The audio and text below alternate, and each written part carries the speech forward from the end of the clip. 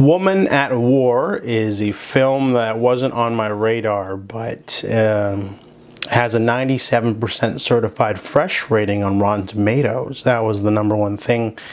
It was playing at a theater, but I didn't see it there. Brought it from the library. Is an Icelandic film. It is about Hala. She is a 50-something-year-old choir conductor, I guess. Yeah, but however, she is actually also a one-woman vigilante squad who goes up and sabotages power lines on this country state in order to fight big oil. She has this huge sort of grudge against her country's usage of oil.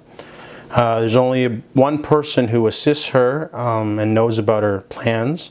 She's known as the Woman of the Mountain, and they know she's a woman, but they don't know who.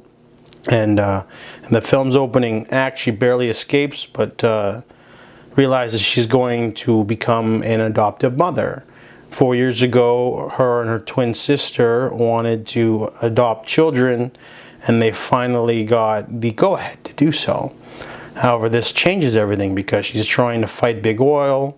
Soon she's going to be releasing her manifesto to the world media to sort of give her acts of sabotage a sort of meaning in order to so she can make a grand statement and quit. However, things don't go as planned, and the government backtracks on all of the steps she's going to do. She's going to have to do one last big job in order to get her point across. So this film has a lot of things going for it. It's very quirky. I like the acting from the main actress. The story is pretty interesting. However, the movie is a little bit absurd. There's this weird artistic choice they did that I didn't like. The music is really interesting, but the people who play the music are characters in the movie. They stand in a field in the background, and you'd think, oh, it's just a weird, narrative choice. But then there's a scene where she comes home, and one of them, they're standing in her living room, and one of them turns on the TV to show her that big oil is not backing down, and she tries to turn it off, and he turns it back on. So it becomes a character. It breaks the fourth wall many times.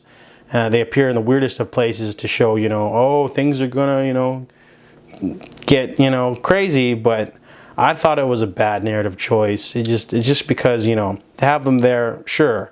Like the guy in The Life Aquatic with Steve Zissou, he's always there playing the music, but he's actually one of the crew, so he's just there for music.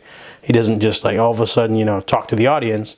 So having, this band of sorts or whatever was kind of weird. I found myself losing interest in the plot multiple times, however.